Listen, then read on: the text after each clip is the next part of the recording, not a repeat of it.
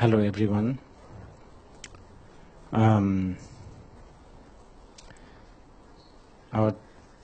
If I come straight to the topic, I think we are supposed to be talking about karma under the title of "In Karma We Trust." It's kind of ironic because karma probably is the most untrustable, yet we also have to learn to trust that untrustability, so to speak.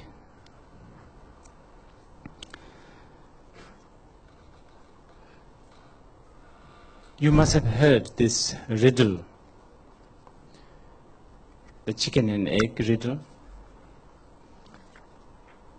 That riddle is probably the most vivid illustration of what karma is.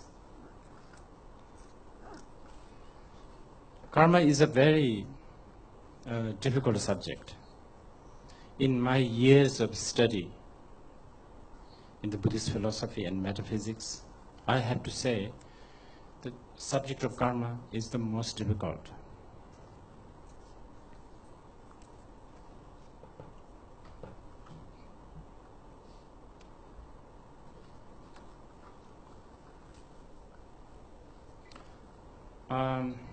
And that there's a reason why it is difficult. Because after a while, the human means or the tools, if you like, just simply runs out. We live in a certain zone where we speak a certain language, we use a certain sort of very limited logic and the measurement tools, so to speak. And that is just simply not enough to measure things that are beyond our conception. But here again, when we talk about beyond conception, immediately our so-called objective mind immediately come to a conclusion that we are talking about something mysterious and something mythical and something, I don't know, something very supernatural. But actually, karma is not at all mystical. It's blatantly simple also.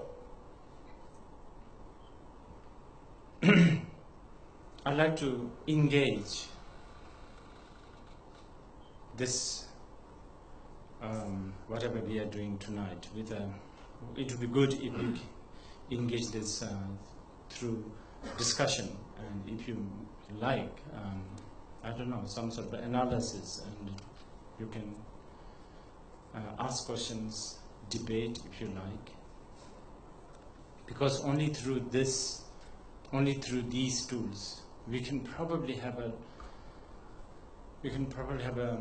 glimpse of idea of what karma is. The word karma, unfortunately, is overly used, and it's now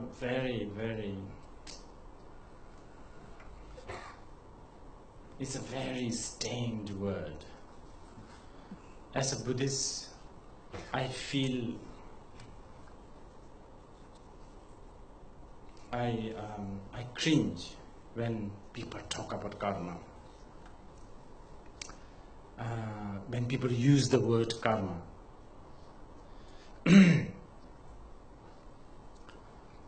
Then there's also the complexity of different system of karmic philosophy. There's Jainism, there's Hinduism, and of course there's Buddhism. Then looks like there's also modern way of understanding the karma, which is a hodgepodge of everything.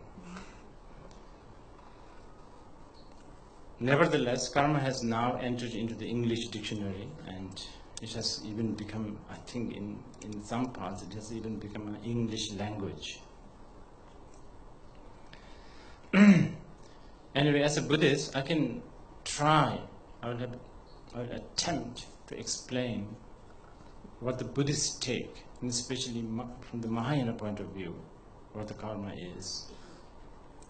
Tonight, I can only try.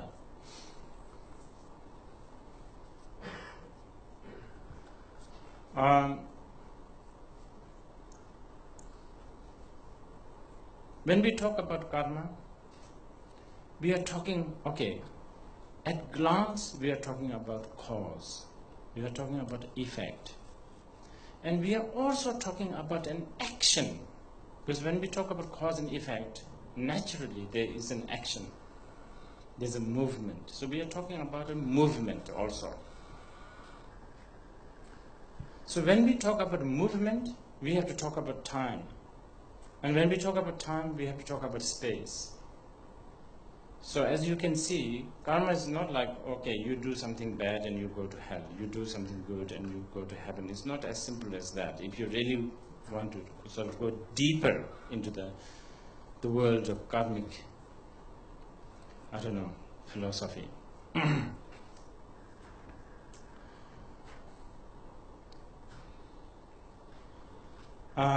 And all of these, cause, effect, action, movement, time, space, all of these are all vague. Scientists can talk about time and space forever and ever, but they are always talking something vague. In fact, lots of the Buddhist scholars would say, everything we say, all our words, when we say, oh, you look beautiful, it's so vague. It doesn't mean much. Every word that we use is vague. Nothing is precise.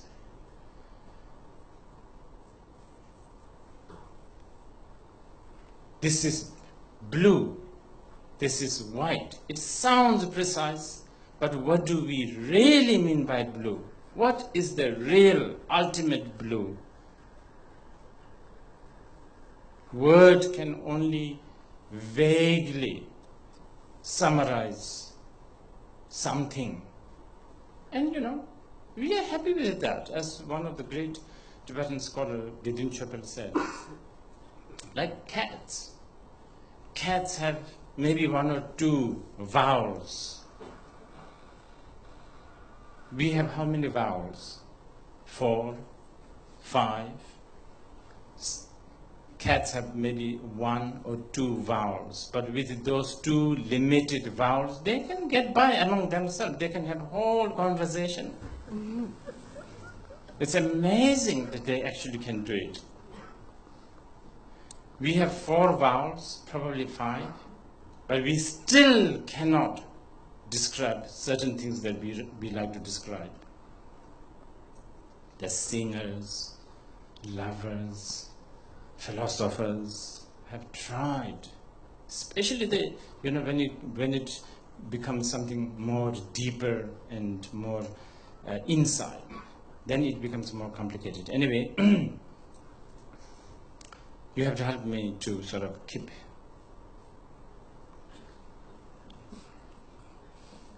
track on what I go here and there a lot.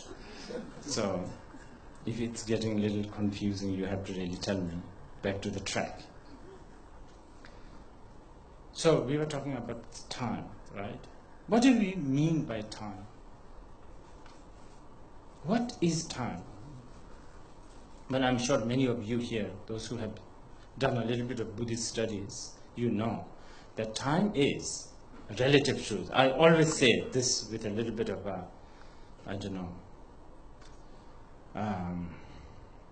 pride, I guess. I always say it's so unfair that the many West actually gave the credit to Einstein for finding the time as relative truth, because Buddha has found the time as relative truth 2,500 years before Einstein. The credit should be his.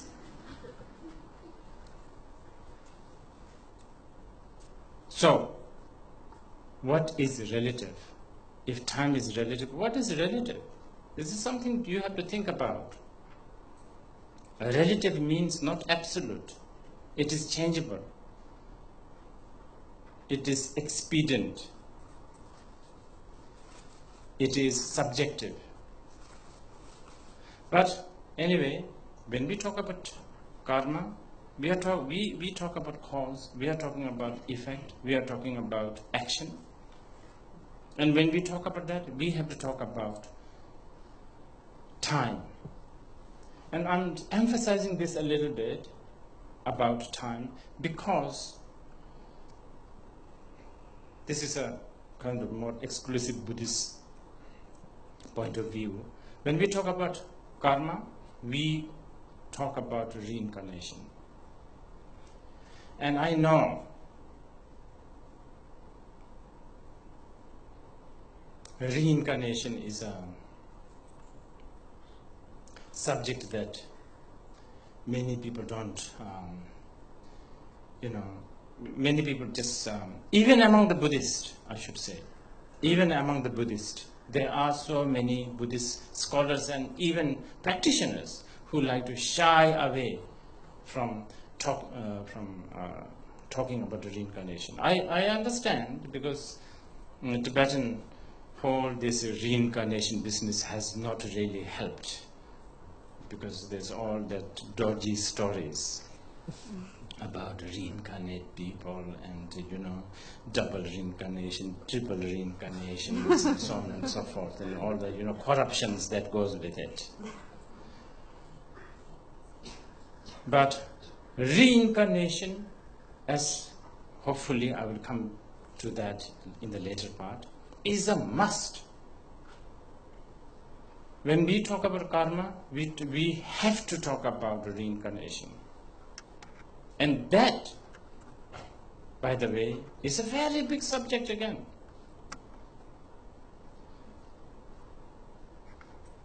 Then what do we, okay, so then as we talk about karma, as we talk about cause, as we talk about effect, a really big thing that we cannot just simply ignore is we have to talk about the subject. A perceiver, knower of these, knower, enjoyer, the agent, one that goes through one that collects the cause, let's say, the one that collects the cause and one that experiences the result, right? So we are talking about a cognition. If there is no cognition or if there is no cognizer, there is no karma. So naturally we talk about mind. So when we talk about karma, we talk about mind. Then when we talk about mind, cause, effect, we cannot avoid, but we have to talk about good and bad. Now this is even more complicated. Good and bad. How do you measure? How do you know something is bad? How do you know something is good? Yeah, of course, generally we say, killing somebody is a bad karma. Giving a cup of tea to somebody who really needs it is good karma, or so on and so forth. That's just a simple generalization. But if we go really at the bottom of what is good, what is bad, how do you define what is good and what is bad? So that also is part of the karma study of karma. So if we talk about mind, cause, effect, good and bad, then naturally as a human being we talk about good circumstance and the bad circumstance, or blissful circumstance and painful circumstance. This is quite important for Buddhists, because Buddhists, especially in Mahayana Buddhism, We don't talk about externally, inherently existing hell realm or heaven. We don't believe in hell. We don't believe in, hell or heaven. But we believe in blissful experience on the relative level, of course. We also believe in painful experience, which can be labeled as human, about a heavenly experience and hellish experience. But before I go into this, really, it's a difficult subject, in the subject of karma. I'd like to point this out. If you were to ask, what should a Buddhist do? What is the duty of a Buddhist? Is the duty of Buddhists to avoid bad karma and to do good karma? Is that the duty of Buddhist follower? Absolutely not. You have to write this down. Absolutely not. We are, as a Buddhist, if you are a Buddhist, you are not supposed to collect. Of course, you are not supposed to do bad things, but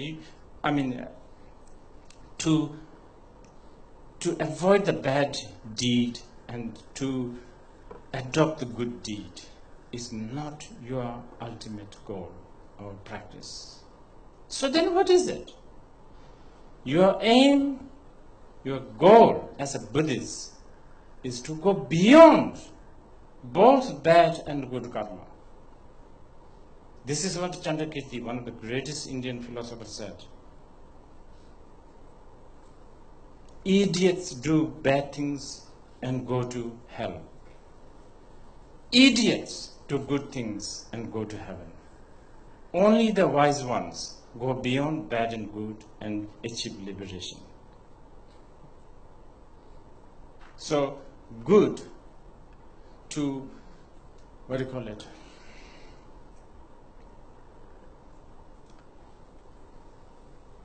Well, I just want to put that first, because the next thing, see, now we are talking about cause, we are talking about effect, we are talking about action, we are talking about perceiver, then we are talking about good and bad, we are talking about painful experience and blissful experience. Inevitably, we have to talk about morality and ethic. So, morality and ethic. This is why often we hear, in our, ordinary conversation, as a Buddhist, you shouldn't do this. This is a bad karma. You shouldn't fry, somebody's leg. That's a bad karma. That. So there is some sort of, that sort of moral sort of, you shouldn't do this, you should do this, you should only eat, leaves, because that's not harmful, so on and so forth. Okay. So we then talk about morality. But as you can already guess, some of you can already guess, which tells us that again in Buddhism, morality is a secondary, wisdom is primary. Morality is the means and the wisdom is the end.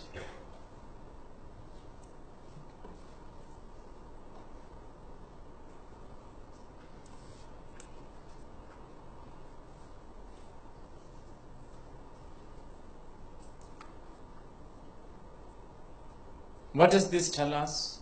It tells us that for a Buddhist, actually, they, we as a human beings, we are afraid of death, usually.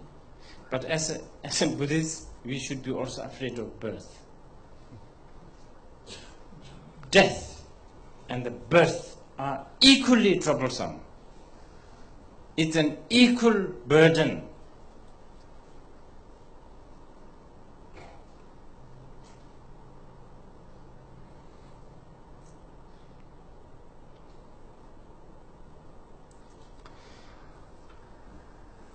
just that was just like a kind of a very brief summary, but anytime you want to ask questions, just raise your hand and I'll try to answer. But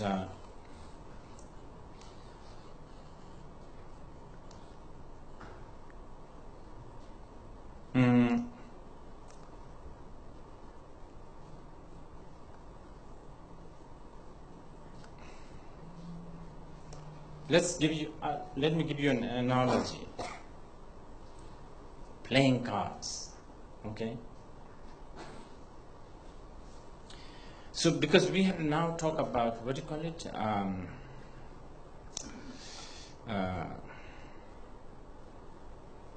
How should I call it?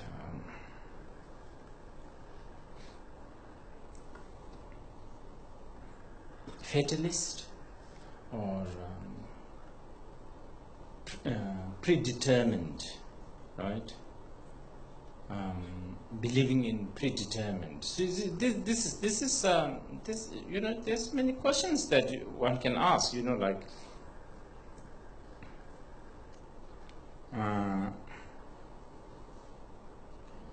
yeah, the word is free will. Free will. Okay, so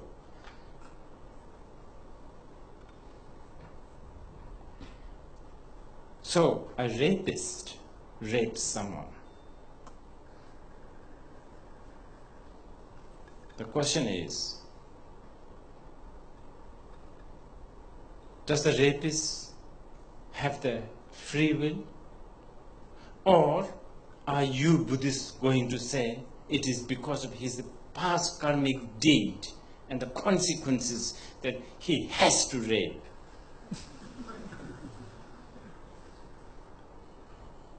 He's, it's like after 11 o'clock, it's no matter what, it's at 12 o'clock, right? It's like that.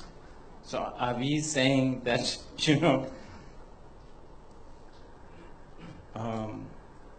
if we talk about karma, if we talk about, cause and condition and effect, then how about the rapist? Does he have the free will, or, is he forced by his karma? And also, should the victim try to seek justice, try to sort of correct it, or should the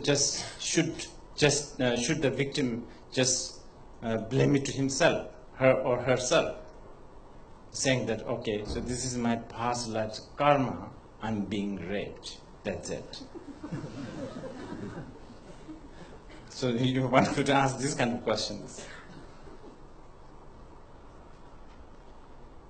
And I think probably we could just handle this question first, I don't think we have, there's many other questions, things like, okay, what is this transferable karma? Transferable, okay, like, wish me luck. Can you please pray for me?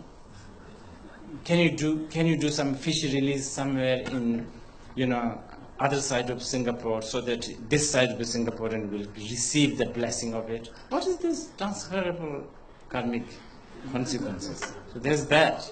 we could, I guess, I don't know whether we have all this.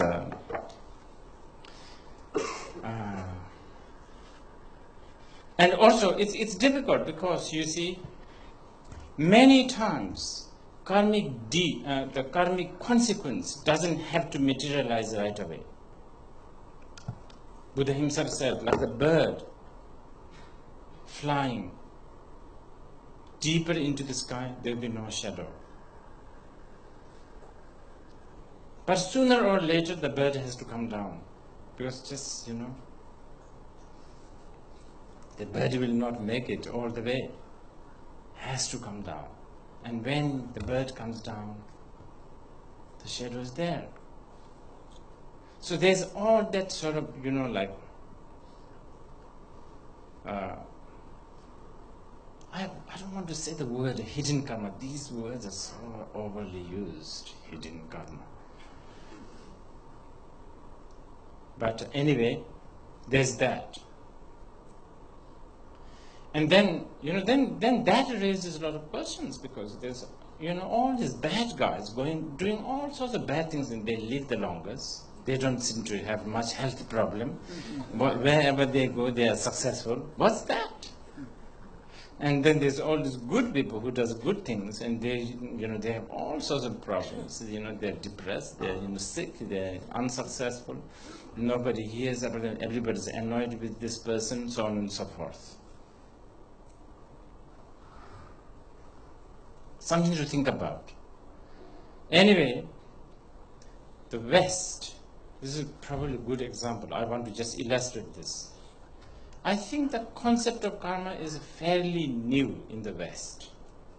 It has now arrived, and it's becoming, as I said earlier, it's becoming part of the Western culture. But in a very, very, very strange way, I feel sometimes. A very strange way.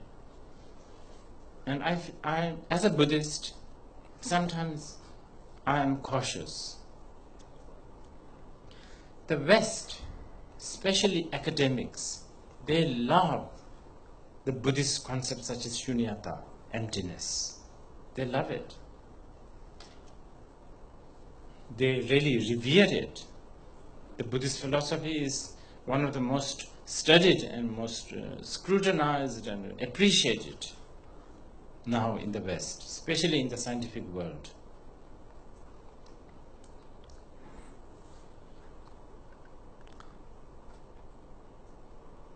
Now West, especially the scientific world, is supposedly, by consequences, supposedly the scientific study or the scientific world appreciates the game of cause and effect, right? Because, as a scientist, you don't believe in an almighty creator out of nowhere, sort of some truly existing sponsor comes in and sponsors everything. They don't believe in that. Buddhists also don't. So in many ways, scientists do appreciate the theory of cause, condition, and effect. But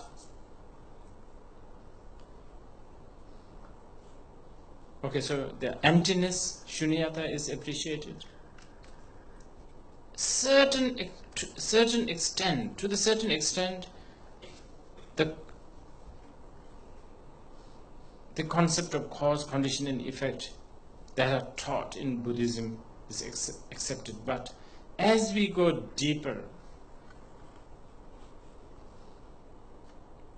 I am not so sure how much West is still appreciating the deepest level of the karma. And it is kind of funny, because actually karma and emptiness is not divorced. They are like one coin, out of lack of example, with a two sides. That's a really bad example. They're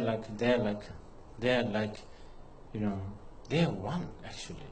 And this is why, as I said right at the beginning, karma is the most difficult thing to teach or thing to study. It's really, really, really difficult, because it promises a certain tool. It has a certain sort of, law. It has a certain rule of the game. But then, after a while, that rule of the game does not manage to play the game all the way. Because now, the very important question, the first ever cause, what is it? Who is it? Do the Buddhists believe in the first ever cause? No. Genesis, right? The concept of Genesis. The Buddhists don't have that.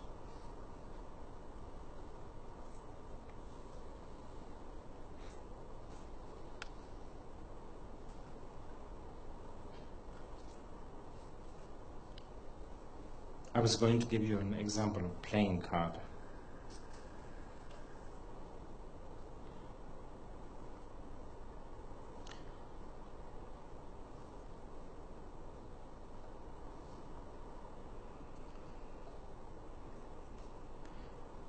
So when you play cards, I'm not so good at playing cards, but I don't know whether this example I'm putting it the right way.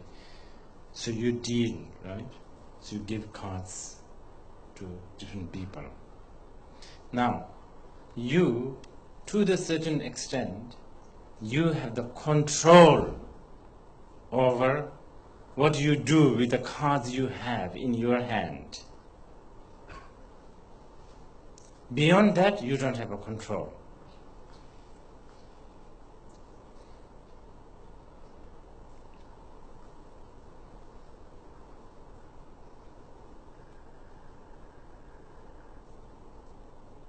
Beyond that, you have no control. Okay, what are Buddhists trying to do here? Buddhists are trying to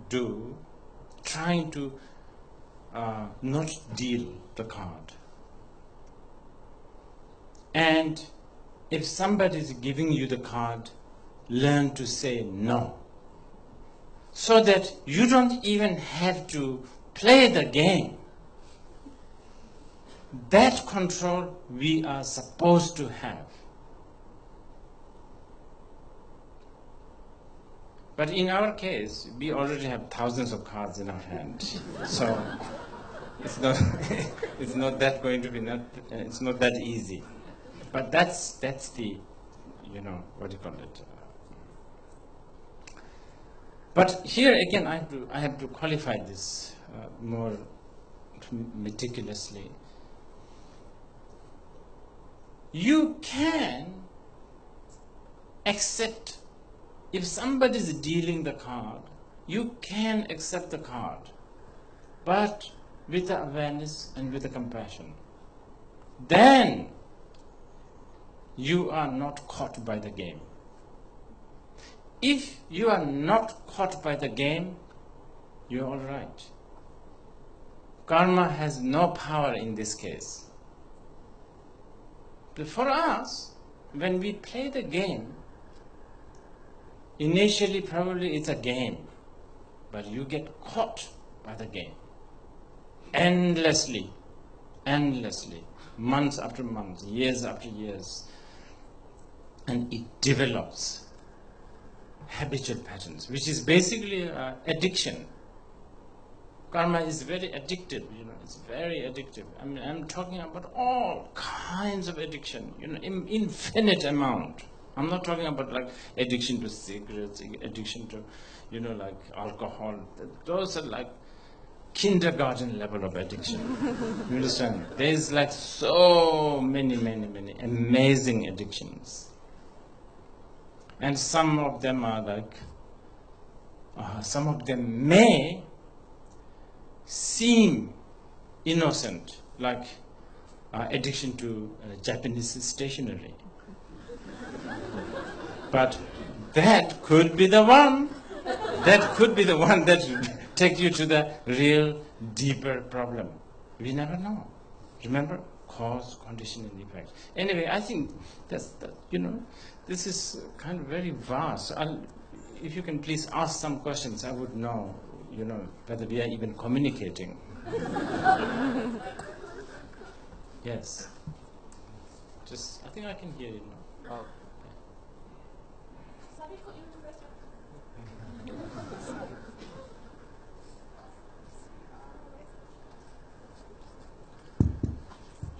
Hi, Rinpoche. I'm just curious, when you say Buddhists, we should go beyond good and bad karma.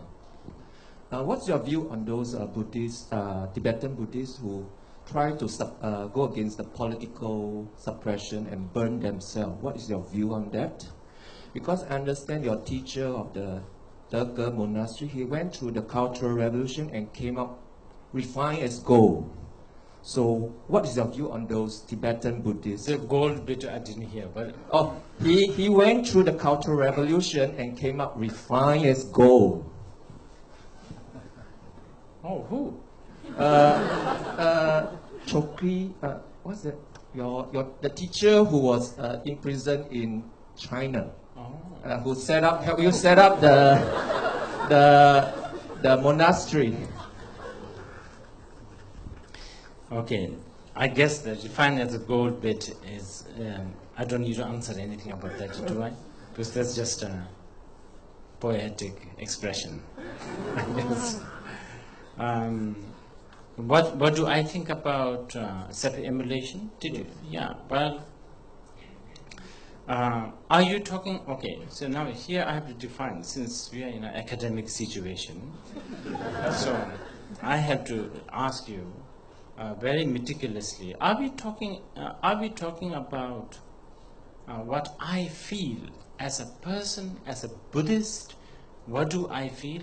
Or according to the Buddhist philosophy? Buddhist point of view. Buddhist point of view.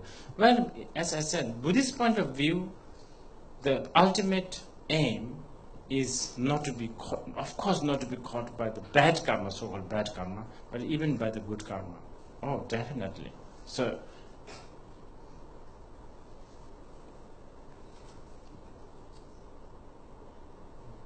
okay, next question. You talk about reincarnation. I'm curious about your futuristic reincarnation. Can you tell us more? that one I will. Okay, I guess I have to defend, what do you call it?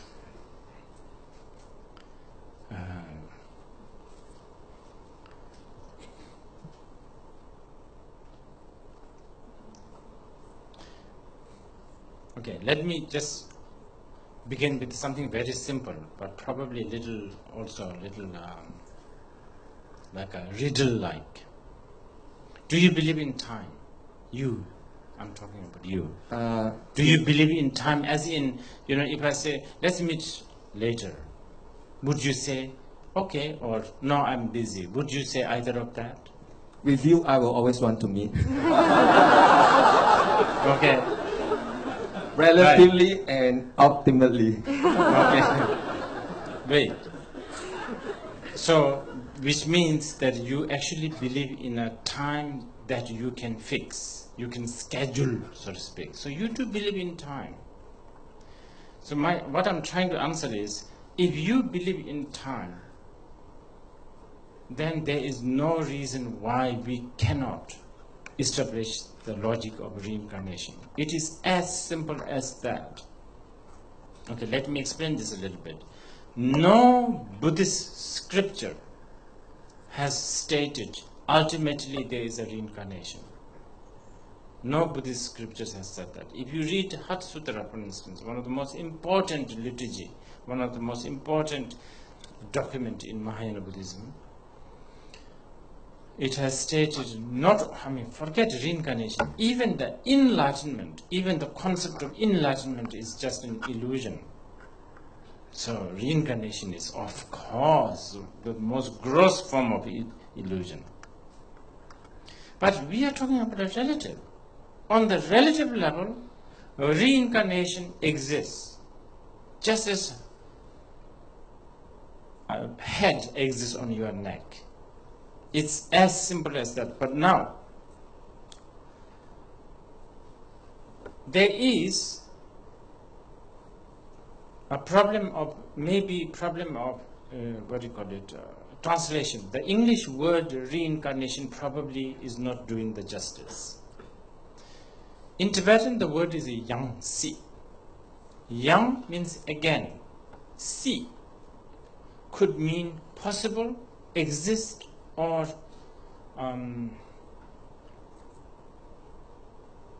sort of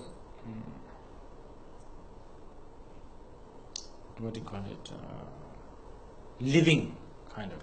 It could also mean that. The sea is such a big word. But let's say existence for now. So meaning continuous existence.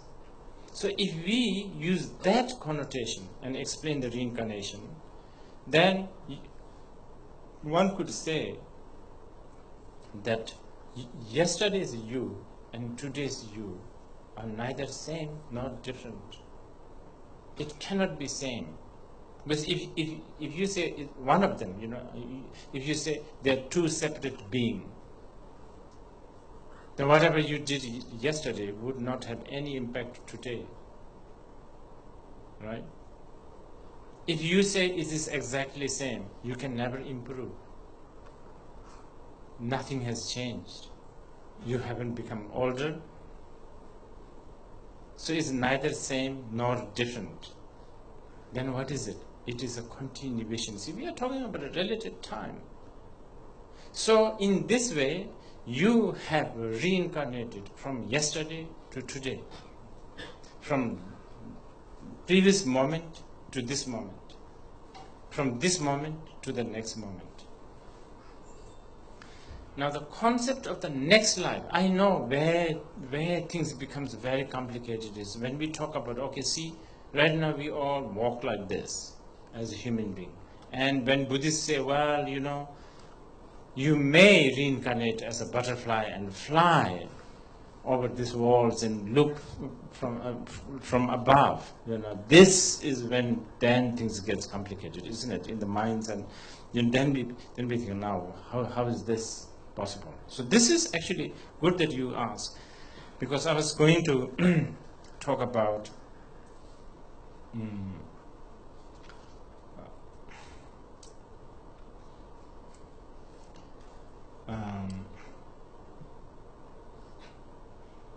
I was going to talk about this again. Okay, going back to the karma. When we talk about karma, we always talk about mind. You cannot talk about karma without mind. Actually, you cannot talk about anything that is Buddhist without talking mind. Mind is fundamental. So when we talk about karma, we talk about mind, we talk about bad and good, we talk about the effect. And when we talk about mind,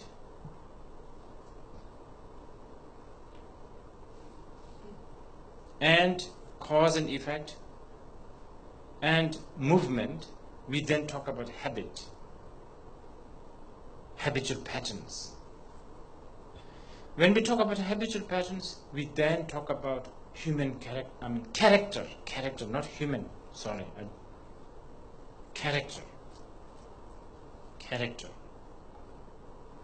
Similarly, when we talk about cause, effect, movement, all of that, we also talk about perception. So here, when we talk about perception, according to the Buddhist, we believe that there is millions and millions of perceptions. And that is actually blatantly, experienceable. Between you and me, how you perceive this flower and how I perceive this flower is totally different. Probably you don't like this kind of color. Probably some of you feel very romantic with looking at this.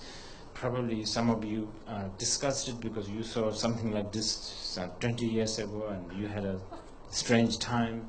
All of that, depending on different cause and condition, this flower can create a different perception.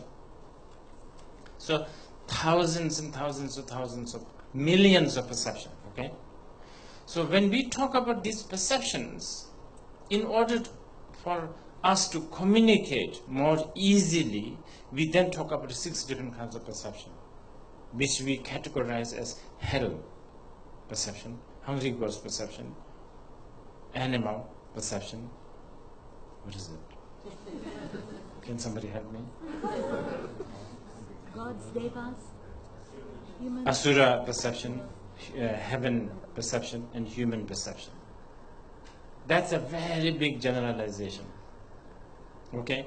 So, depending on a cause and condition, okay, just as, I was talking about the flower, something has you know, like you may have had a broken heart just like 10 years ago. I mean, just like 10 days ago, and the, your friend have always used to bring this type of flower, and even the sight of this makes you feel so empty, and life has no meaning, so on and so forth. And somebody who is a very hardline Buddhist who really loves in making offerings to the Buddhas, for them this is an offering substance, so a different perception, caused by different kind of conditioning and cause. So you could have collected a certain cause and condition that then, we are talking about a big cause and condition, then makes you have wings, small wings though, but no, I know, basically butterfly I'm talking about. So then you begin to act like butterfly, and you are butterfly, you think like butterfly. I don't know, by then this is even a flower for you. This is something else. So that's how the world of perception. So this is again back related to karma, related to. Okay, so now if you go back to, if you tie this up with our title, In Karma We Trust.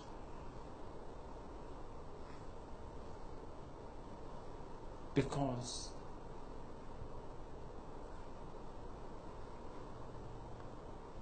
if there is a cause, if there is a condition, and if there is no obstacle, if you are planting seed of this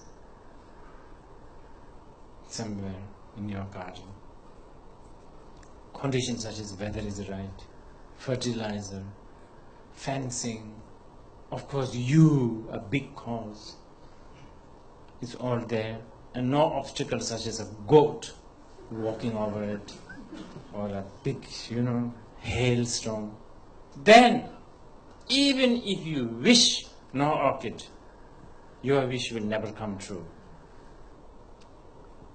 Sadly, it will grow faster than you want. And on the day that you really don't want the orchid, it will blossom. So that's why in karma we trust.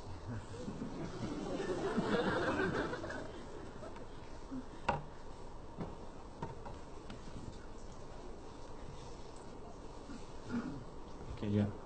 So Rinpoche, I really liked your playing cards analogy, but I seek some clarification. Okay. So you said that we deal, and to a certain extent, we have control with the cards in your hands. Yes. Beyond which you don't have control because we don't know what's inside the cards, right? Yes. Then Buddhists are trying not to deal the card. What do you mean by that? Well,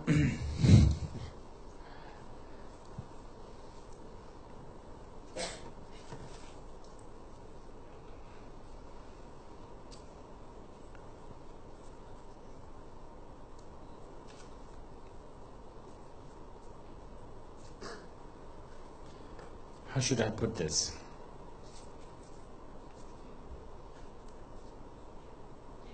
Okay, first, very simply, not to even play the game. Only if you want, the only reason you will play is out of compassion and with awareness. Then it's more or less like as a mother, you also actively build a sandcastle with your kid, and totally knowing this is not true. Right? And when about the evening comes, you say, let's go home. You can let go of this giant sandcastle, no matter how beautiful it is.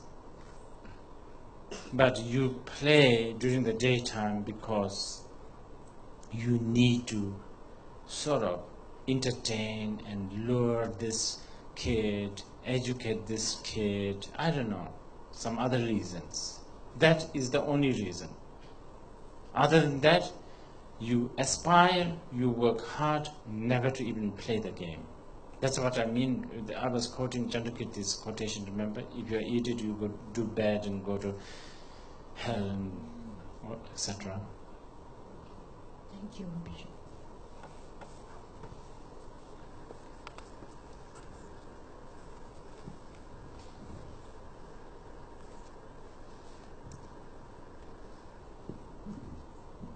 Good evening, Rinpoche. Yes, just now you talked about reincarnation and you brought a topic of Genesis about.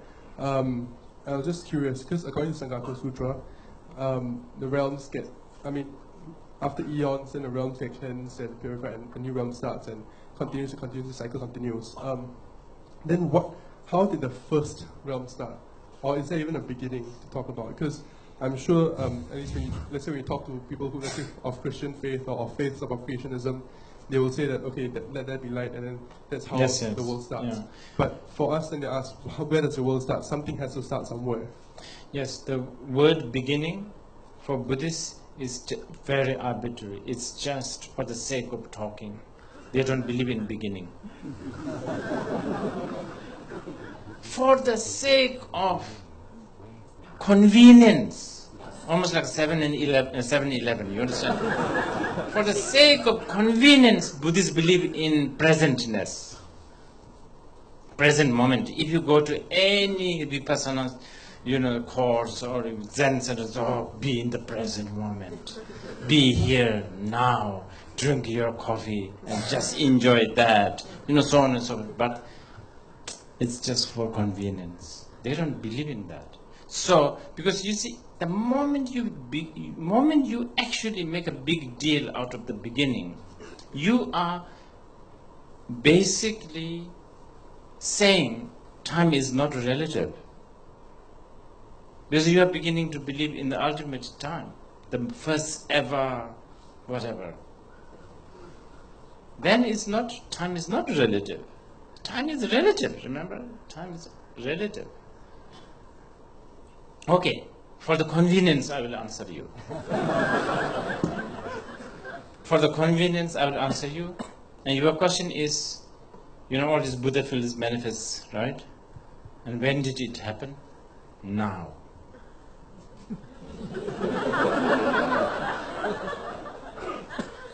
As we talk, it's being constructed.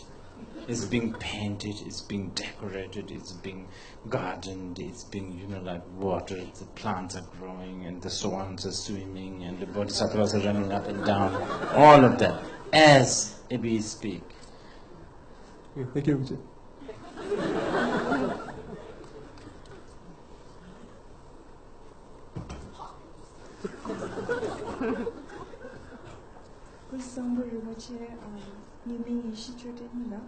I'm a student here at NUS, been here for 3 years. My question is, I would like to follow up on something that you said earlier. You said sometimes karma can also be discussed on if we have the free will to determine the cause, and us being one of the cause to inner conditions. So eventually, do we have the free will? Or, for example, when you said something about sowing the seed of a flower, do you have the free will to decide if you want to sow it in the first place, or is trying to achieve the free will the ultimate goal of a Buddhist life? Thank you. Yeah. Okay, this is a very big question. We have to meet somewhere, and create another 2-3 hours like this. This is a very big question, because we have to now lead to a concept called self. Okay, but let me tell you this. First of all, I would say both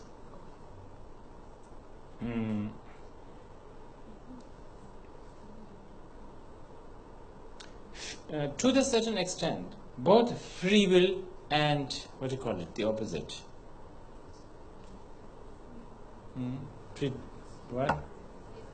Fatalist, predestined are accepted.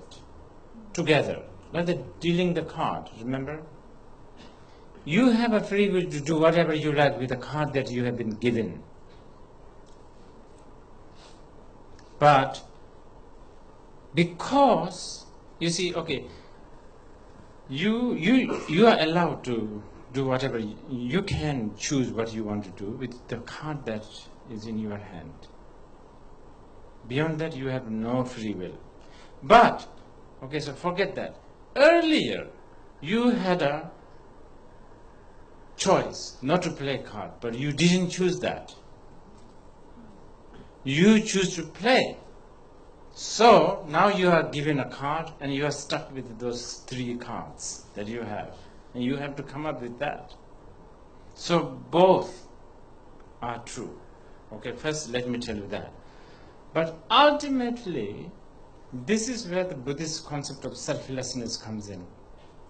Because when we talk about the free will or predetermined,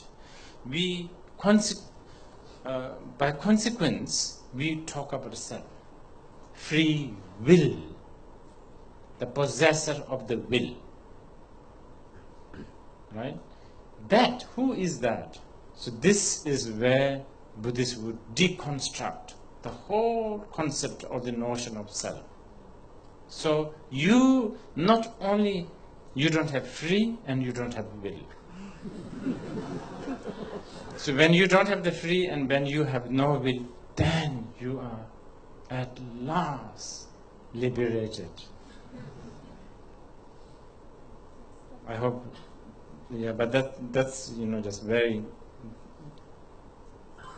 very general answer for this one. Okay. Thank you.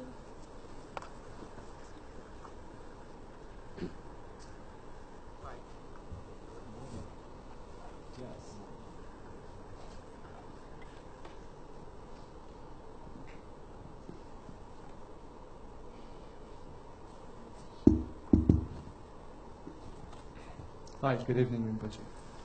I enjoyed your analogy of playing cards and dealing or not dealing. And then you said that as a child, the gospel is very important to you. As a mother, then you understand it's just a passing hobby. So you have the compassion and awareness of the situation. So, and in gaining that compassion and awareness, one may be free of the suffering. What? May be free from suffering. Right. That comes with the attachment of the outcome of the causal, whether it's successful or not. But in that process, when you are a child, when you don't have the awareness or the compassion, how do you step back or step out of this and gain greater awareness? Because it seems that only as a child, then you become a mother or a father after going through that experience. So would you have any advice of stepping out of this? This is Thank also you. very good, very good. We should have started with these 2 questions.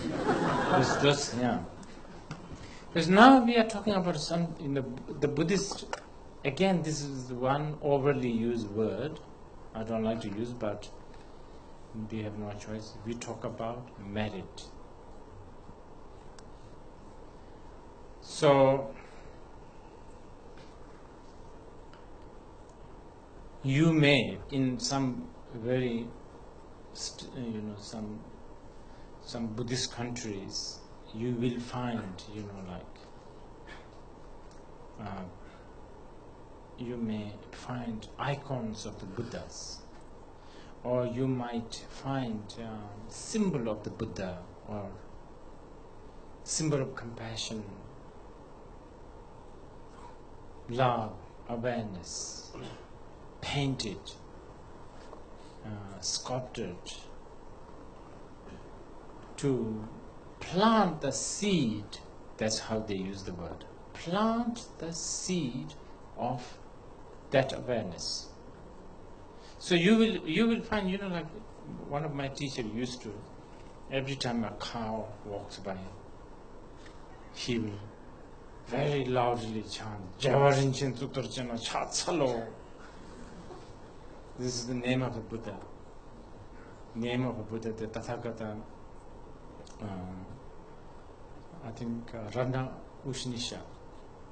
It's a very important Buddha. The Buddha whose main aspiration when he was a bodhisattva was that he aspired that he, even upon hearing his name, all beings, and especially animal beings, will have a karmic connection to him. So the practitioner, the follower of these people usually do that. And many times, not just cows, even like human beings, they will. And once I asked, why to the human beings? I thought the bodhisattva only was for the animals. They said, well, of course, bodhisattva is not only helping the animal, but he said that many human beings are basically animal, especially these days, he said. So, what I'm saying is, now this sounds very religious, but this is actually, if you study deeper into Buddhist philosophy, you will understand that compassion of the Buddha is necessary to invoke that merit. Okay, now this is a very general answer, but there's something very important which you should hear. It's called Tathagata Garbha. In Buddhism, especially in Mahayana Buddhism, every being has the potential of that awareness. So it is there. You just need to tap into it. So the real merit, if you like, is built in. Okay? Thank you.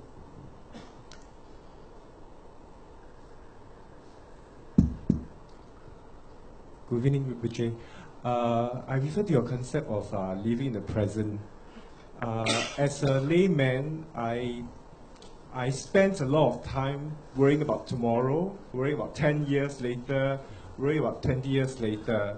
So it's a concept of living in the present, convenient of complacency, or are we living sort of an ostrich mentality of living in the present?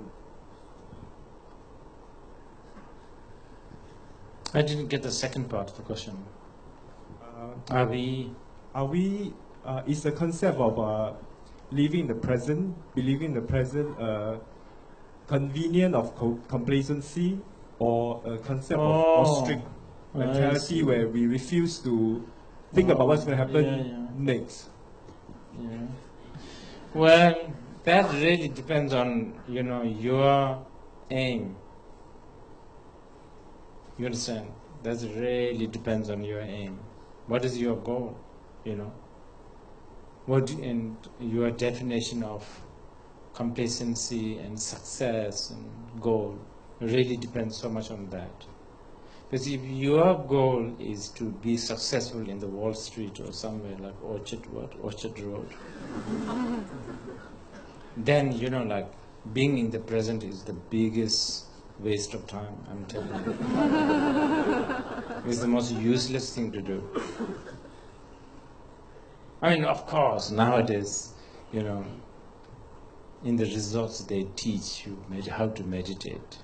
But those meditations are just like resort meditation. It's basically to make them sort of more energized so that Monday comes. Come Monday, they'll be as vicious and even more vicious and destructive to oneself and others. Right? That's what they are, basically. But if your goal is, something else, that one really depends on your goal. Yes, but it is a very valuable question. Many parents who are kind of very ambitious, whose trying to sort of protect their kids from going to different temples or meditation centers, they would be very much worried about this. It's like, what a real waste of time. I mean, doing nothing. Literally doing nothing. You don't even burn calories. Just sitting there.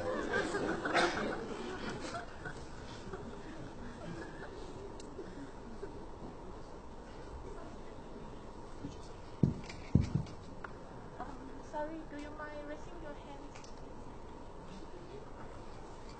Sorry.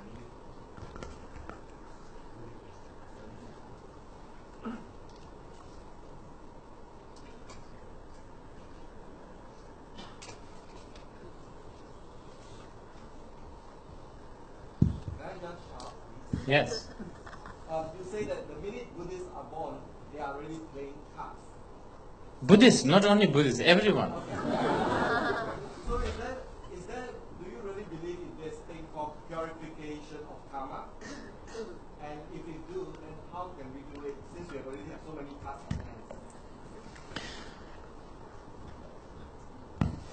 on hands? That's easy. If you believe in being dead, then you have to believing in end of the game, right? Of course.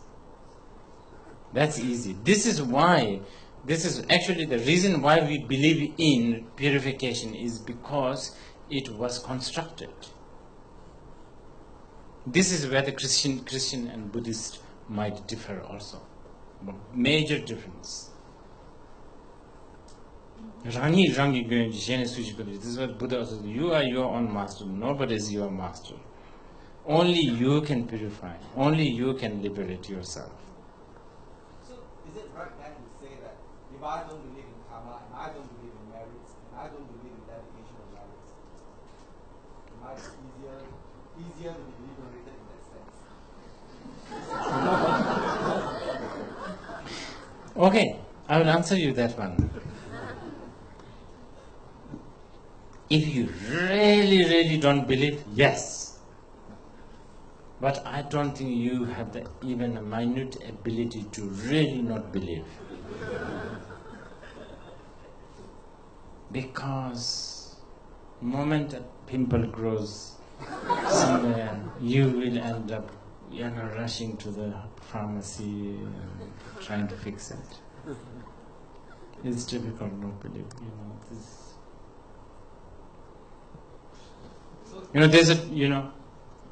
this is what our masters, they always say, actually, the most easiest is not to believe in anything. That would have been easiest, but now it's impossible. Because we believe in few things, and that is the problem. So might as well believe all the way. Anyway, belief is the only thing that we human beings know how to do. Whether you are a scientist, whether you are a philosopher, whether you are a politician, belief is the only thing that we have. What else do we have? Nothing. Belief is the thing that created the culture, the tradition, the mathematics, everything. There's only one thing, it's called belief. And your determination of not believing must have a reason, and you believe in that reason.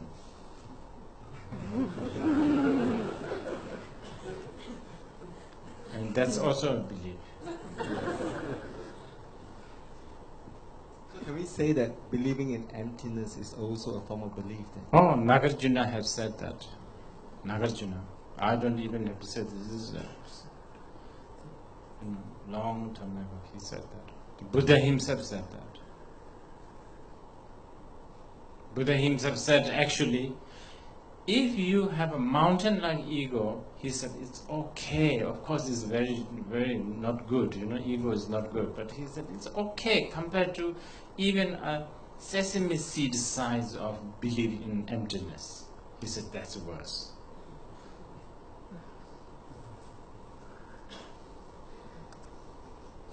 I don't know about other people, but I'm definitely confused.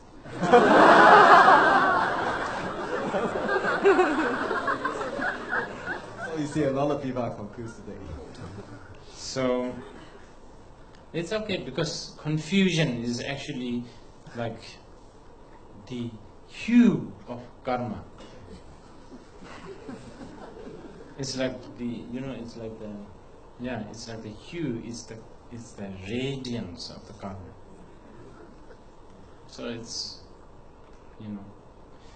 Thank you, Rinpoche. Anyway, just to conclude, one more here, the lady. Rinpoche, again, hello. Rinpoche, you were going to talk about the rapist and the story of that, and I do. Which one? The rapist. Oh my God. Whether they have free will, or is it his cut? No, we did sort of talk about how free will and predetermined are accepted together to a certain extent. So, the rapist has free will. He has all the right, all the power to control. Of course. That's why we can educate our children not to become rapists. Right? But aren't they propounding? And that is also conditioning.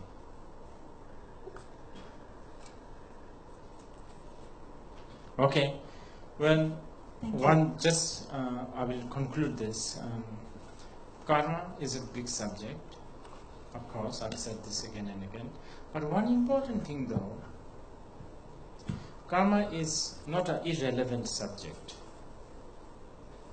It is a very, very relevant subject. If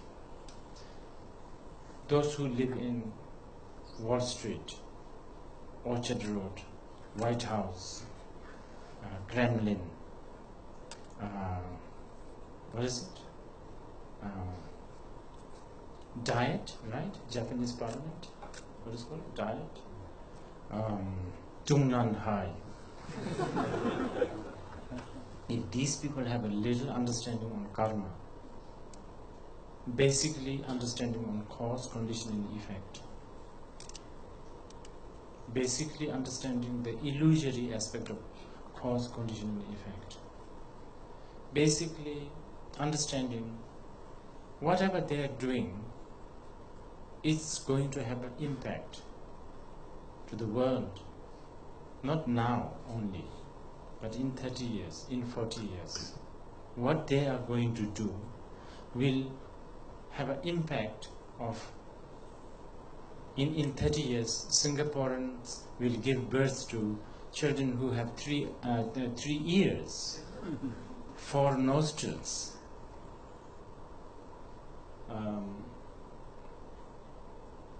The world will be different. It is not an irrelevant subject. It is a subject that people should pay some attention.